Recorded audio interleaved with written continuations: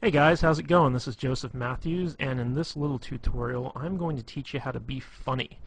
And it's actually going to be much easier than you think. These are just some simple tricks that I use to add humor to any interaction, and I know that they're going to work really well for you. Alright, so the first thing I want to talk about is how serious humor really is. You know, if you can't be funny when you're talking to someone, you really can't be all that interesting. Fact of the matter is, the funnier you are, the more fun you're going to be, and the more people want to hang out with you. So, you know, you need to be as funny as you possibly can in order to attract the most attention. But the thing is that you don't have to be funny all the time. You know, you just need to be funny when it's appropriate. And some well-placed laughter will bond a lot of good feelings to you from, you know, the people that you want to basically impress. So the first thing I want to talk about is how humor is really a sign of intelligence. You see, only smart people really know how to be funny on purpose, okay? And when you make people laugh, they subconsciously associate your ability to be humorous with a high intelligence. And this puts you in a position of authority. And this is really important because, you know, if people hold you in high regard, that gives you a higher social status. And we all know women are attracted to people with a high social status. It's in their nature. So the funnier you are, the higher you can raise your social standing in pretty much any situation you find yourself in. And here's another key that I really want to hammer home, and that's the idea that you don't have to be funny to be humorous. Don't worry about trying to be funny, okay? It really doesn't matter. A lot of what you say to be funny will not work, and the reason for that is that everyone has a different sense of humor, okay?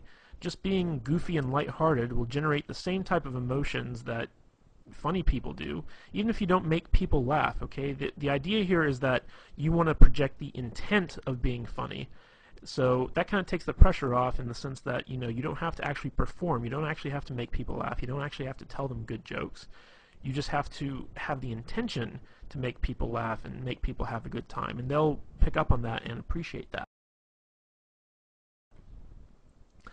Another big thing is, I don't want you to be afraid to mess up, okay? Being funny is an art form.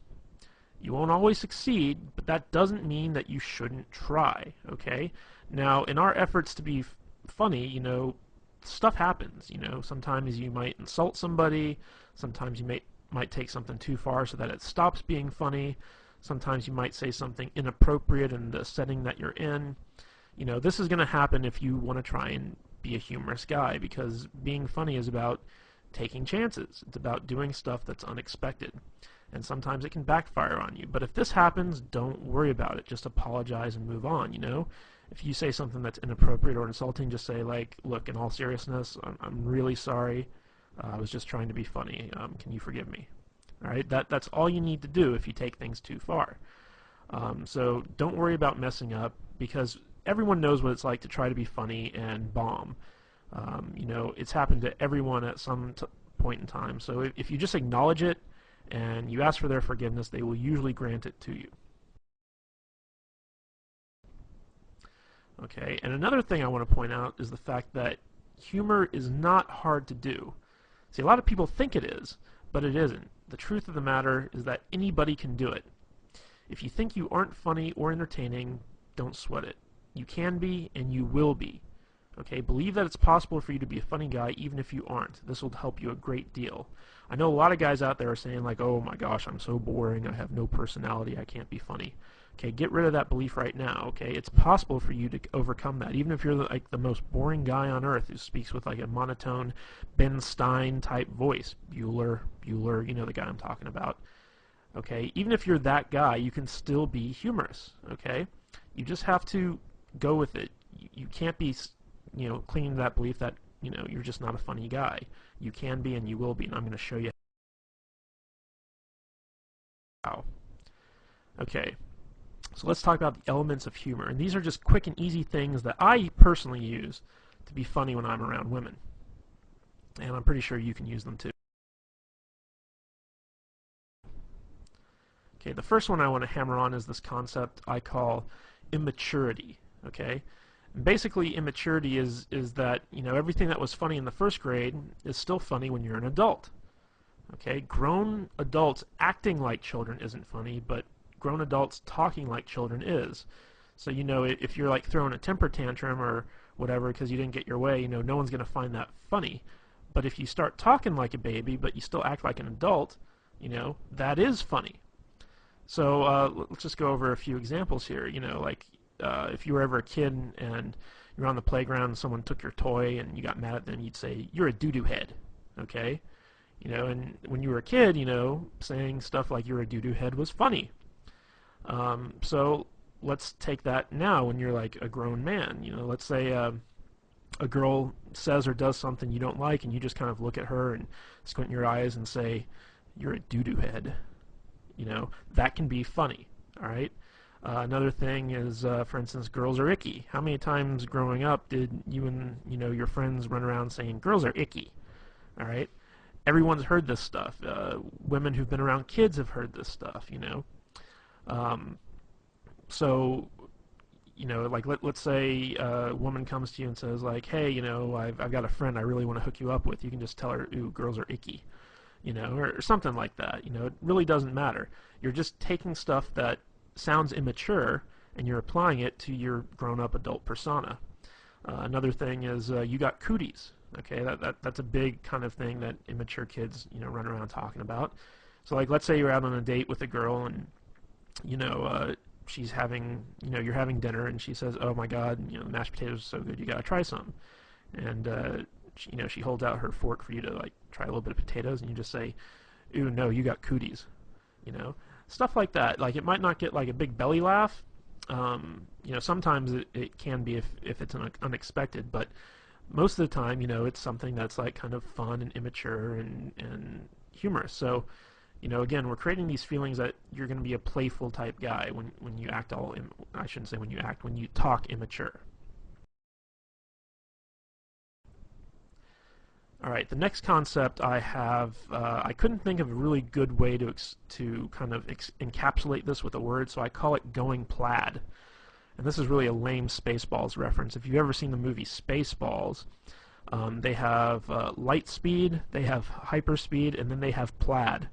And going plaid means that you're going so fast that you actually turn the color plaid, which is like a mishmash of all these different colors.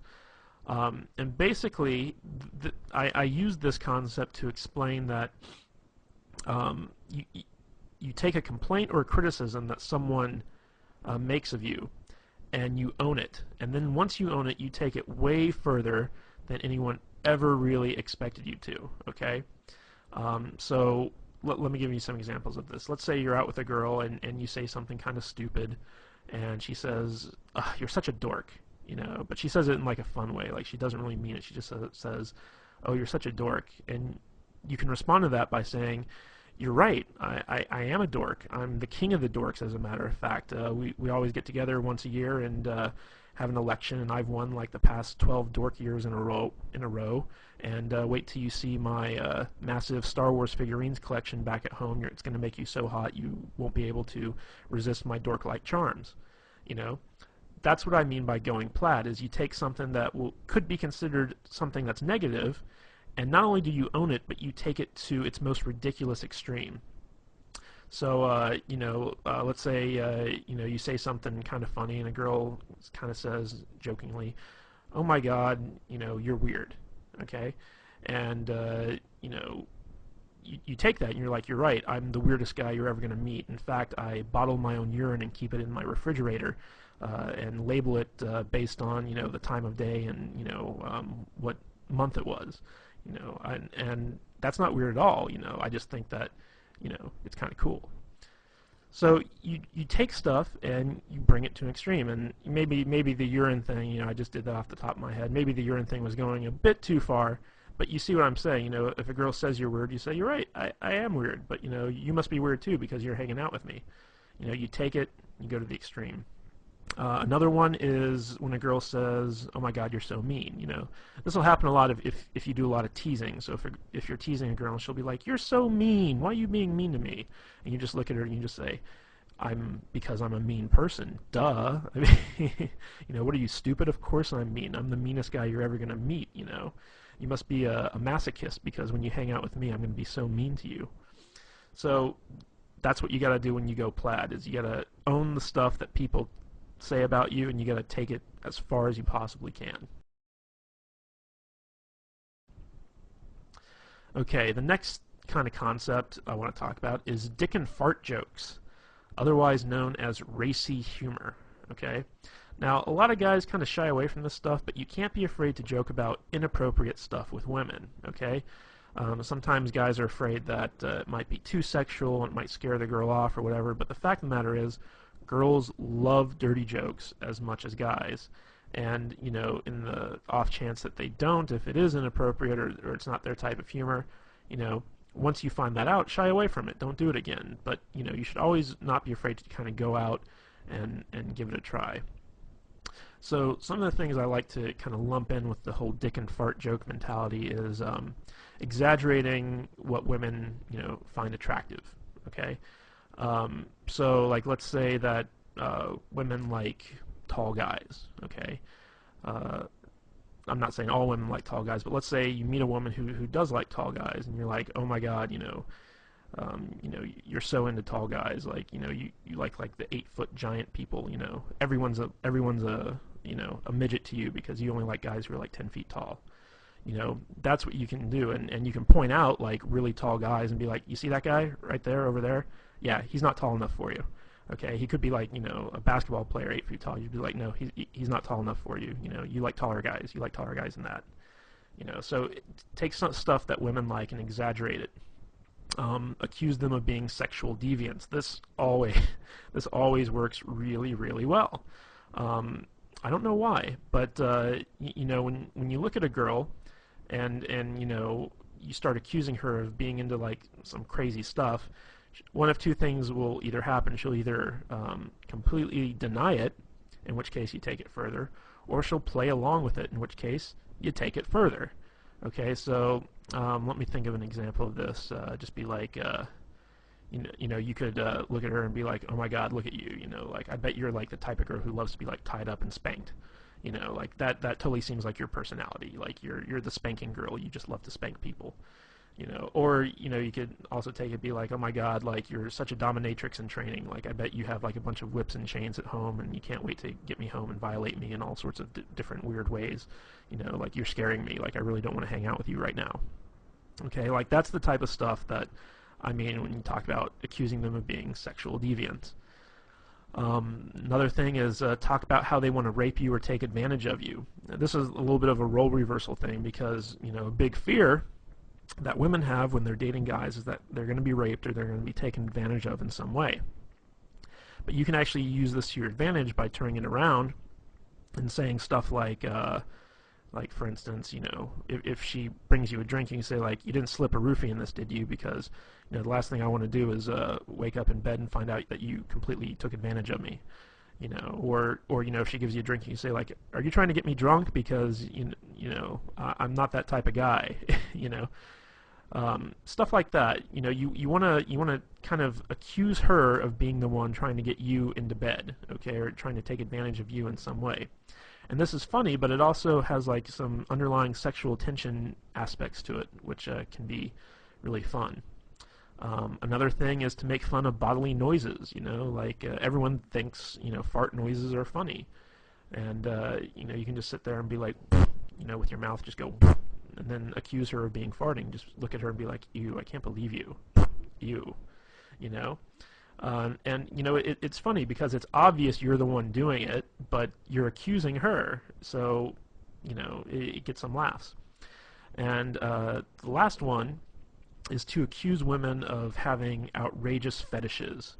Okay, and this is stuff that where you take the most mundane thing and you turn it into a fetish. Okay, so for instance, like let's say that you're talking to a girl and she's complaining about having to go to the optometrist to get her eyes examined, and you can say something like, you don't fool me, I know your secret, you have an optometrist fetish, like you have optometrist porn at home that you secretly jerk off to, and you can't wait to go to the optometrist because like you're in love with the optometrist. You know, you take mundane stuff and turn it into a fetish. Like, you know, lots of girls love to shop for shoes. So you say, like, oh my God, you have such a shoe fetish. Like, you know, if those shoes were like a man, you'd totally have sex with them. You know, that's what I mean by turning stuff into outrageous fetishes. Okay, recall humor. Recall humor is basically taking what was funny once and continue to have it be funny again. And this is really where inside jokes come from. So basically, take something that you both thought was funny, that you both laughed at, and reference it again whenever you want it to be funny again. Let me give you some examples of this from my own life. There's a TV show on USA Network. It's called Psych, and it's about this guy who pretends to be a psychic and helps the police solve murders or whatever. And there's a lot of really funny lines in this show. And you know, me and a girl, she used to come over to my place and watch the show with me because I got her into it. And there was one episode where there was a line that the main character used, and he basically said, "Are you a fan of delicious flavor?" And you know, me saying it right now, it's not all that funny, but in context, it really was. So me and the girl laughed really hard at that. And so every time I'd call her up, I'd start off the conversation by saying, "Hey, are you a fan of delicious flavor?" And she'd of course say, "Yes, I am." And I'd be like, "Well, then I got a treat for you." And then I'd talk about something cool that we were going to do. So that's a good example of recall humor, where you take an experience that the two of you shared, the two of you had a really good, you know, laugh at, and then you bring it up and you apply it to other stuff. Another example of this is, you know, if you've ever seen the movie Forgetting Sarah Marshall, which is kind of this romantic comedy, there's a part in there where this guy basically meets this other guy. He's British, and he says, "You sound like you're from London." You know, he kind of does this impersonation of like a British accent and says, "You sound like you're from London." And I went to go see this movie with a girl, and it was out in the theaters. And this girl couldn't stop laughing when the character said that. She just thought it was the funniest thing in the world. So every time I'd get together with her thereafter, one of the first things out of my mouth is I'd look at her and I'd say, "You sound like you're from London." And she'd just start laughing and she'd smile and stuff like that. And it was fun. It was recall humor. But it doesn't always have to be like, you know, lines from TV shows or movies or something like that. It could be something that someone said. And it doesn't even have to be all that funny. Like, for instance, I used to date this girl, and she would have to work in the morning, so she couldn't, like, you know, stay out too late or whatever. So basically, by 10 o'clock or what have you, like, she'd have to be at home and in bed. And she used to say, you know, that, you know, if she doesn't get home in time, she's going to turn into a pumpkin. So I would use that. And whenever we were out, I'd look at the time and say, like, uh-oh, you know, like you're only a couple minutes away from turning into a pumpkin or something along those lines. And it was, you know, it's this kind of fun thing where you have this inside joke that like no one else really gets except the two of you, because you're the only ones that really experience that. So if you've ever had that experience with a girl, be sure to call it back up and use it when you need to. Okay, the next thing I want to talk about is ambivalence, and this is actually one of my favorite ways to be funny, basically. And what ambivalence is it's basically you look forward to something bad happening, or you take pleasure in someone else's misfortune, and you're also kind of unresponsive to bad things. And the reason that this works is because these types of reactions are really shocking and surprising, and because they're so unexpected, they are therefore funny. I'm going to use an example of this. If you've ever seen the movie Private Parts by Howard Stern, there's a whole scene in there where he talks about being in Vietnam and thinking it's unfair that, you know, that they miscounted the number of confirmed kills he got, because what he did was he went and he found a school full of Vietnamese children, threw a grenade in there and killed like 80 of them. And when his sergeant, you know, came to count the bodies, he said, you know, "Private Stern, these are kids. That counts as one kill." So, you know, this kind of horrible story about, you know, going to a school and killing like 80 children, and being upset that it only counts as like one kill, That's an example of ambivalence. You know, you're taking this horrible, horrible act in wartime, no less, and bragging about it and being upset that you didn't get credit for killing all those children. So that's kind of an example of ambivalence where you take something bad and you actually kind of take some type of delight in it. So a little bit of a better example of this, like let's say you're talking to a girl and she's complaining about how she works really hard but she never has any money. She's like, oh, I'm so poor. You can take a lot of glee in that. You can be like, yep, looks like you're gonna have to start, stripping or walking the streets or something like that. You're gonna need to make some extra money. You just kind of take pleasure in the fact that she's poor, and you start kind of trying to get her to do all these terrible things to make money. Like looks like you're gonna have to be a drug mule. I'm gonna have to fly you down to Mexico and shove condoms full of cocaine up your butt and then take you back across the border in order to help you pay a rent. I mean that's a good example of ambivalence. Another thing is basically being unresponsive to bad stuff, like for instance the whole global warming thing. Like people are all about global warming. We gotta save the planet. We gotta do this. We gotta do that. And you could be like, screw global warming. I'm cold now. It's like I want it to be hot. I want the world to be warmer because it's freaking cold out and I don't like the cold. So that's another example of ambivalence. And ambivalence really stems from just like being lazy and not caring. Okay, that's how this humor works. Is everything that someone says to you, like you can just be like, whatever, and it's funny. All right, here's another thing I call gayness. Now, I'm not saying that gay people are bad or whatever, but you got to admit that gay people are funny. Gay men, masculine men doing feminine things is always good for a laugh. And stories are also always much funnier when they're told in a gay voice. So, whenever you're hanging out with a girl or whatever and you start talking gay, she's going to enjoy it. She's going to laugh because it's something that's like different from who you really are, which is, hopefully, a straight, heterosexual, masculine man. So, like sometimes I'll be like, hey, it's gay story time, and then like I'll tell like a normal story that I was gonna tell anyway, but just do it in a gay voice. Be like, I'll say something like, oh honey, you don't even know, like, oh my god, the thing with the thing and that guy, oh my god, I can't believe he said that. I'll just go off and I'll riff, but I'll do it in a gay voice. And women, for some reason, I don't know why, they always love it. I don't even think my gay voice is all that good, to tell you the truth, but they like it.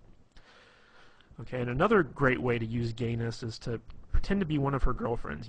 Like if a girl starts talking about, like something that she'd normally talk about with her girlfriend, I'll be like, wait, pause 1 minute.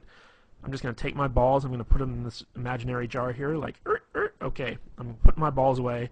I'm totally your girlfriend right now. Just talk to me like your girlfriend. So, sweetie, what's the problem? And then, so it'll be funny and she'll laugh and then she'll start telling me. So you can do a lot of stuff about like, kind of emasculating yourself, acting gay, talking gay, things like that, and, women like it. Okay, another thing is ridicule and teasing. Here's an interesting fact, is that people hate to be made fun of when they're the ones being made fun of. Okay, they hate ridicule when they're the target, basically. However, people love it when other people are made fun of, especially people in authority or people they personally don't like. Okay? So, let's say you're sitting down with a girl in a restaurant for dinner and your waiter's like, a real jerk, or he's not a very good waiter, or whatever. You could start making fun of that waiter. Just start, ridiculing the guy. Don't do it when he's around, but as soon as he leaves, just turn to the girl and just be like, oh my god, that guy's asshole is puckered so tight you couldn't pull a pin from it with a tractor, and she'll be like, oh my god, yeah, and that brings up another thing, is that when you make fun of other people, it creates a sort of bond between the two of you, because it's almost like you're confiding in them your dislike of something else, and you can be united in your dislike for something. So if she talks about something that she doesn't like or someone she doesn't like, pounce on that, start making fun of it, and she'll start making fun of it too, and before you know it, you two have created a bond over that. Okay? So, use ridicule to ridicule other people, but never, ever, ever ridicule yourself or the girl that you're with. Okay? When you turn ridicule on someone else, they'll tend to get defensive, or it'll lower their self-esteem or what have you. What you want to do is, if you're going to target the girl that you're with, tease her. Okay? And there's a difference between ridicule and teasing. Okay?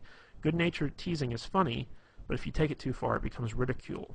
Okay? So when you tease a girl, it's kind of, I'll use an example that we used in the past, where you start making fun of an outrageous fetish that she has. Okay, like let's say she really likes Brussels sprouts, or okay, I got a better one. Let's say she really likes Chinese food. Okay, and she's sitting there, she's like, oh my God, this Chinese food's so good, and I'm just like, oh, look at you, you're so into Chinese food. If Chinese food were a man, you'd totally have sex with it. That's an example of teasing. But like looking at a girl and saying like, oh my God, you look so fat in those jeans. That's not teasing. That's being mean. So you want to walk that fine line. But if you ever got to ridicule someone, always ridicule someone other than yourself or the girl that you're with. Make sure that it's someone that she doesn't like, or someone in authority, like for instance the president. Even if she likes the president or she dislikes the president, whatever, it's always funny to make fun of people who have some type of authority position. You can also make fun of her boss, or your boss, or whatever, someone that has some type of authority over you. Alright, the next one that I want to talk about is impressions.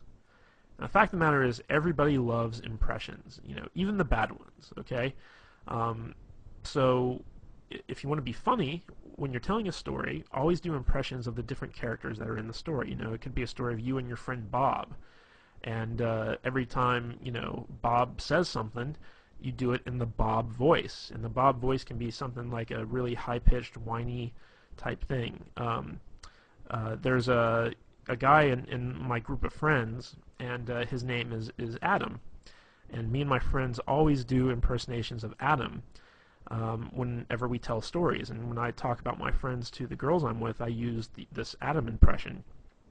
And it's kind of funny because, Adam, he has this really deep voice, but when we when we do our impression of him, we make him sound like a complete idiot. So we'll say like, yeah, yeah, I really like that, yeah. And that's our Adam voice, okay?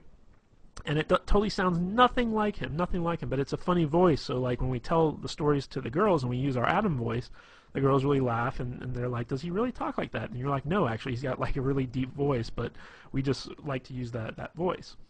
And before long, sometimes the girls even start doing the impressions like that. So you don't even have to worry if you can't do good impressions. Like, do bad impressions and then brag about how bad they are. So for instance, like let's say you're doing an impression of the girl you're with. Like obviously it's hard for guys to impersonate female voices, so you can just do it in a really high-pitched, shrilly voice. It's like, oh, I'm so tired, I don't want to go out, why are you making me go out to dinner with you? I don't even like this place. You can start pretending like that's like your impression of her, and she'll be like, I don't sound like that, and you're like, I don't sound like that, And it's a bad impression, but, it's funny. And another way you can do this is do impressions of celebrities or really well-known people, if you're talking about the president, do an impression of the president. Doesn't matter if it's good or not, just, take what you've seen done on TV and try and emulate it best you can, People really respond well to impressions because it's kind of like this theatrical performance. Even if it's not very good, like, you're creating a whole new character that they can get into.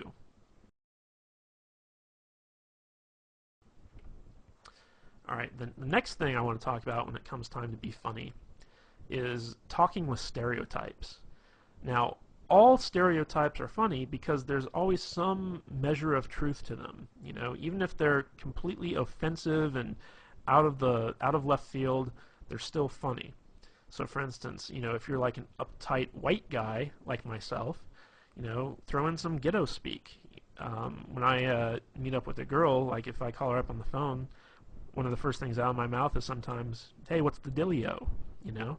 I don't really talk like that. I don't say like, what's the dealio, you know? Like, it doesn't sound right coming out of my mouth. But, you know, when I'm calling up a girl and I want to be funny and playful, I use like what I like to call ghetto speak, which, you know, like ebonics and, you know, stuff like that. It's like, call her up, hey shorty, what's happening? You know, I mean, like really, you know, dumb stuff like that when it comes to me saying it. Now, on the flip side of that, if you're a ghetto black guy, talk like an uptight white guy, you know. Dave Chappelle does this really well, where he has this very white voice that he uses sometimes, and that's funny, you know, because you're kind of playing into this stereotype that white guys have like this very proper diction, and you know they're very uptight. If you're an Asian guy and you want to talk like Hong Kong Phooey, you know, with like the Asian voice, you know, go for it, because Asian guys can pull that off.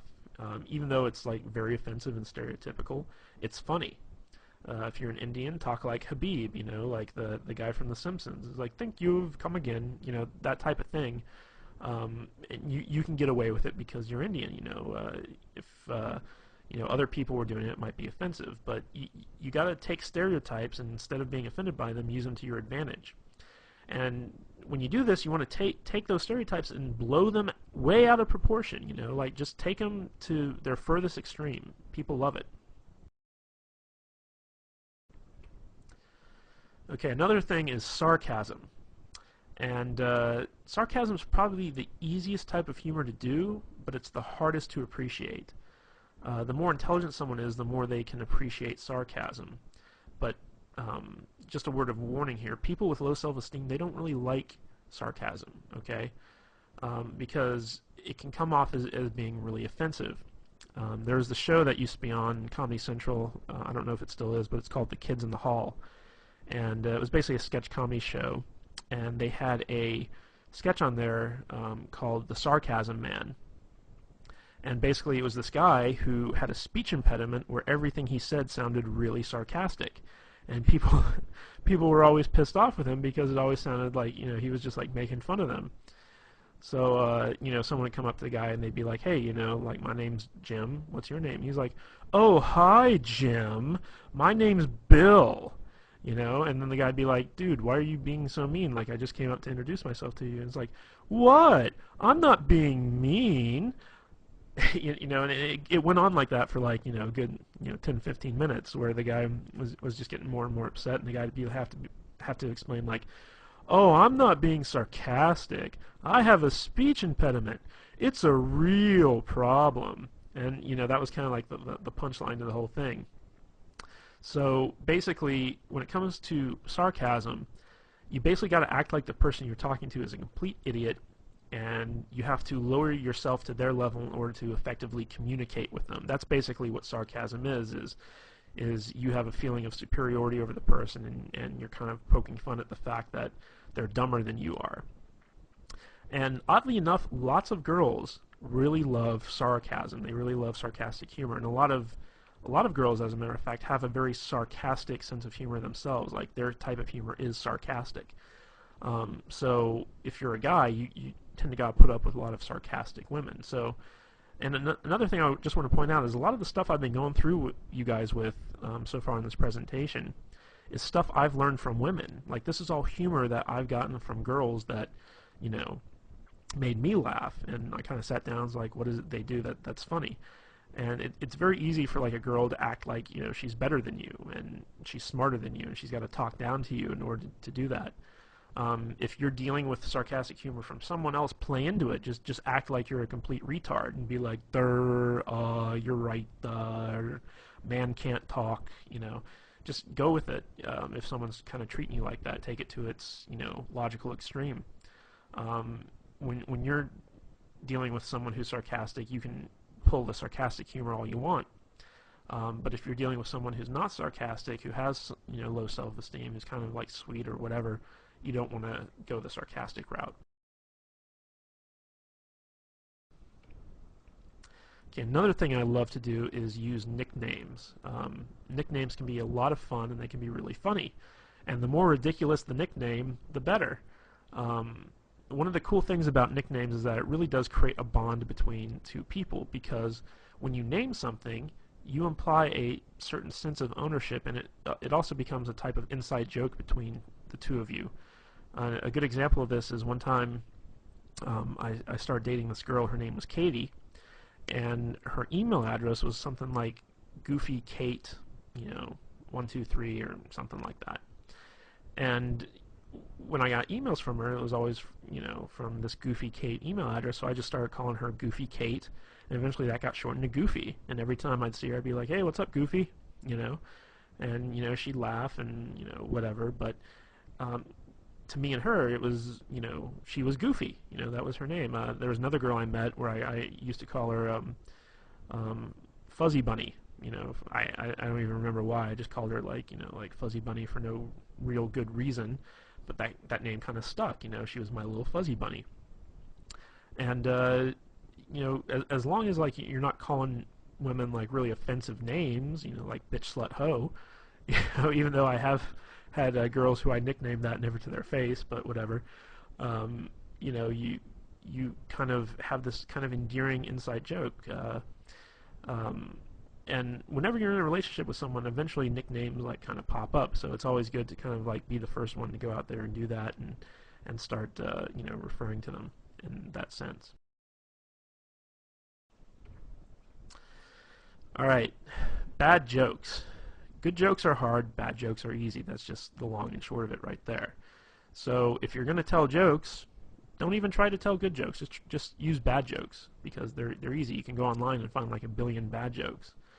Word of wisdom, though, the shorter the jokes are, the better. Okay, and remember our little talk on immaturity a little bit earlier. First grade humor is always funny, and so if use bad jokes that would make like a kindergartner laugh. Now it might not get you an actual laugh from the girl, but it doesn't matter because it's a playful thing. It's fun, and you can also turn it into a game. So for instance, you could just look at her like if there's a lull in the conversation or whatever, you could just say, hey, why'd the monkey fall out of the tree? And she'd be like, I don't know. And you're like, because it's dead, duh. I mean, that's a bad joke, but it's just something funny. And then you can be like, okay, your turn. It's your turn to tell me a joke. And then she tells you a joke, and it can be a good joke or a bad joke or whatever. And then like the idea is like, in the game, who can tell the worst joke? And another thing I like to lump into the bad joke category are bad pickup lines, because once you get to know a girl, like once you're past the point of meeting her and you're actually dating and stuff like that, bad pickup lines actually work. Surprisingly enough, they do. Like, you could meet up with a girl to go see a movie, for instance. Let's say you two of you get together, and you're like, damn, girl, did you wash your pants in Windex? Because I can see myself in them. I mean, like, that's a really bad pickup line. It would never work. But if you already know the girl and you use that, she's going to, think it's funny. She's going to let it go. Like, I do this all the time. I take every bad pickup line I can possibly think of, and I use it whenever I, meet up with a girl I know. And it's really fun. It's really funny. All right. Another favorite tactic of mine is to steal stuff that's already funny. It's hard to think of funny stuff on your own, but there's tons of stuff out there that's already humorous and will guaranteed to make people laugh. So think of great jokes that you've heard from comedians and well-known celebrities and use them. Talk about them for your own gain. Tell the joke in a story as if you're impersonating the comedian. I don't know if you've ever seen people like Chris Rock in stand-up, but these guys are really, really funny. And you can even say to a girl, it's like, hey, you ever watch Chris Rock? And she's like, oh, I love Chris Rock. Then you can say like, oh my God, I saw his stand-up one time, and he has this story about, like the only goal of a guy who has a daughter is to keep her off the stripper pole. And then you can actually go into the exact same routine that Chris Rock uses in his stand-up and just like repeat it word for word, and it's still funny. Like, women get it, like then there's this whole other Chris Rock thing about having the dick in the jar, like how every woman has like a guy friend who, in case she breaks up with her current boyfriend, she goes to him and just uses him for the rebound, and he calls that the dick in the jar, break in case of emergency. So I love Chris Rock stuff, so I have a lot of his stuff kind of memorized so that if there's a lull in the conversation, or I want to make the girl laugh or talk about something funny or take the conversation in a new direction, I can just pull out, something I love from Chris Rock, Dave Chappelle, Robin Williams, whoever, and just start, reciting it word for word, and maybe even do an impression of them while I'm doing it.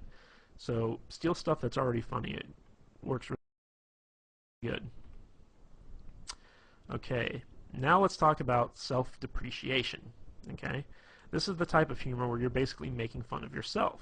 And of course, people love ridicule as long as it's not directed at them.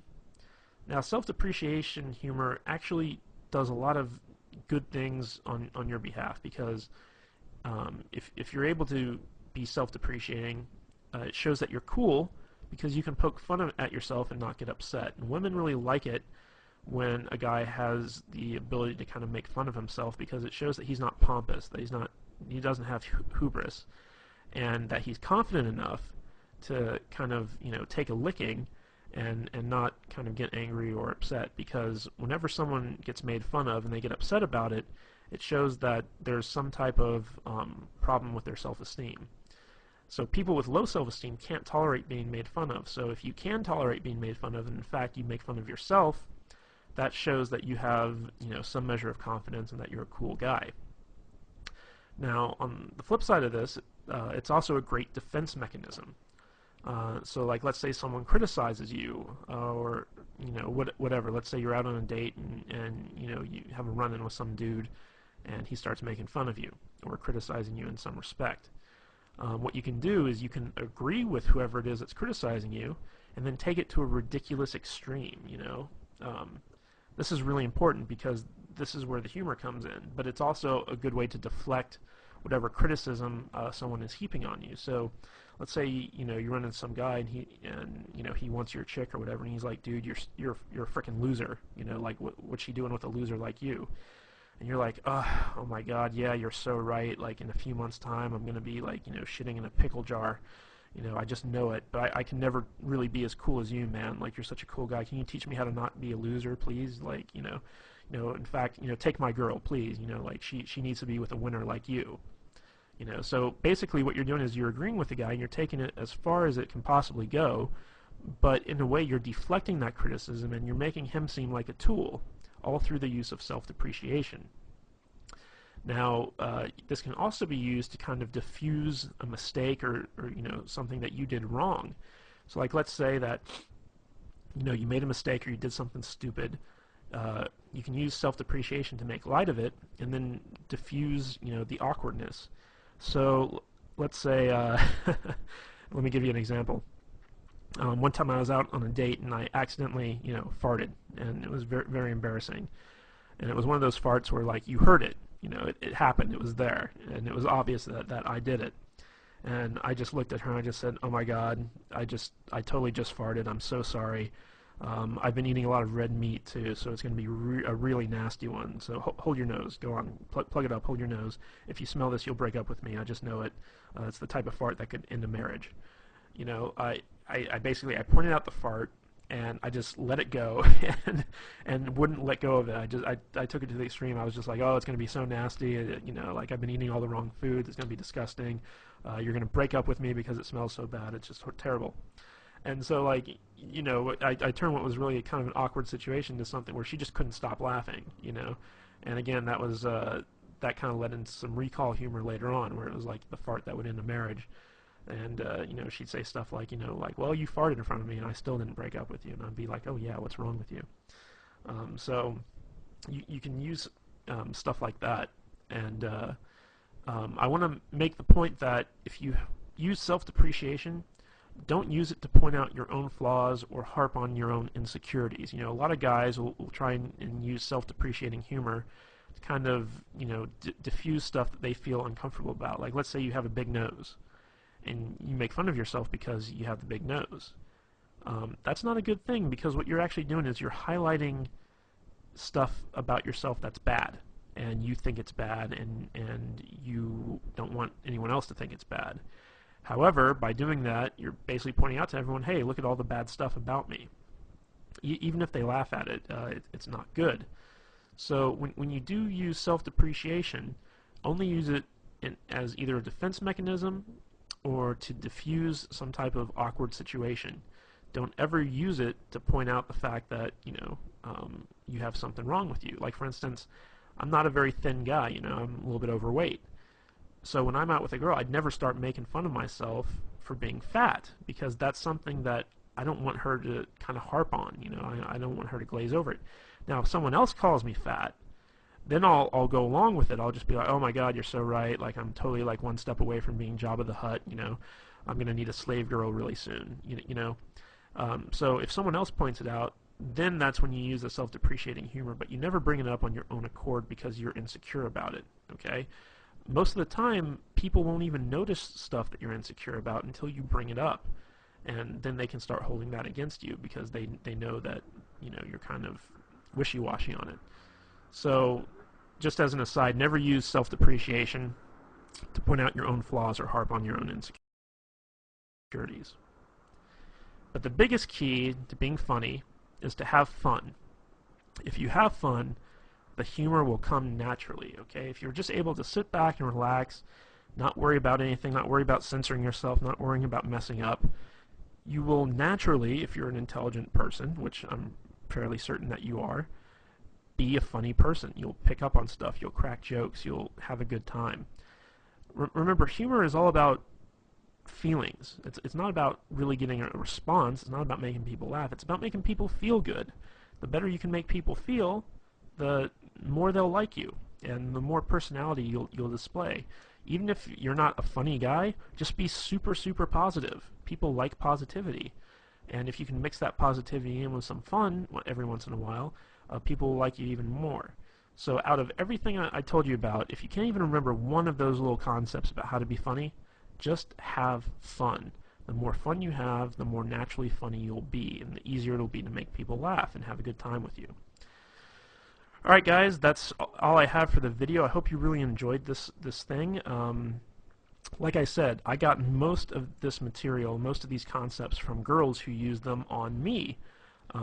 So this is stuff that I know for a fact girls respond to. I use all this stuff in every one of my interactions, and I always get a good response from it. So if you need to, watch this video as many times as you want, learn the concepts, and actually go out and start using them, and you'll be absolutely amazed to see the type of responses girls give you. Alright guys, this is Joseph Matthews, and I'll catch you later.